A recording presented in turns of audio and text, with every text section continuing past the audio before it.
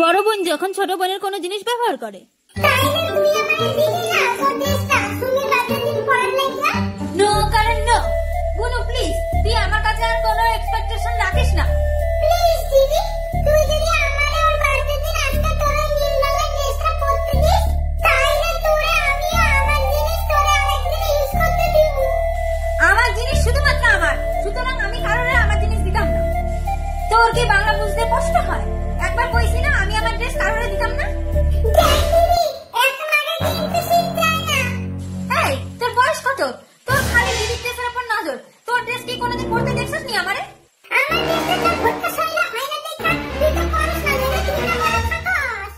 তুই ফুটকি আর আমার কোনো শখ নাই তোর এই লিপিতে ছাপি টাইপ ড্রেসগুলো পরা। প্লিজ দিদি, তুমি জন্মদিনে আমি তোর ড্রেসটা পরে যাবো দেই না প্লিজ। শোনেনতে আমার ড্রেস দিয়ে যতক্ষণ না লেখা ব্যথা হইয়া যাইব ততক্ষণ আমি কারোর আমার ড্রেস পরতে দেব না। তুই এটা মাথায় ঢুকাই আনে ভালো করে। তাহলে এটাই তোর লাস্ট কথা? হ্যাঁ, এটাই আমার লাস্ট কথা। জানেনতে আমার টাইম ওয়েস্ট করিস না। তাইলে ঠিক আছে, আজকে থেকে তোর কোনো জিনিস আমি ব্যবহার করতাম না আর তোর কাছে কোনো জিনিস আমি চাইতাম না। ঠিক আছে, তুই তাইলে আজকে থেকে আমার কোনো জিনিস ব্যবহার করবি না। আমি তোমার কোনো ড্রেস এমনিতেও ব্যবহার করি না। এখন এখান থেকে যা। ঠিক আছে মা, আমি স্নানে যাইতাছি। আপনার টাইম দিয়ে আইগা। মা, আমি মাস্টারের বাড়ি থেকে আইতাছি। এই দাঁড়া, তুই আমার সাথে লাগাইয়া যাইতাছস? কার মানে?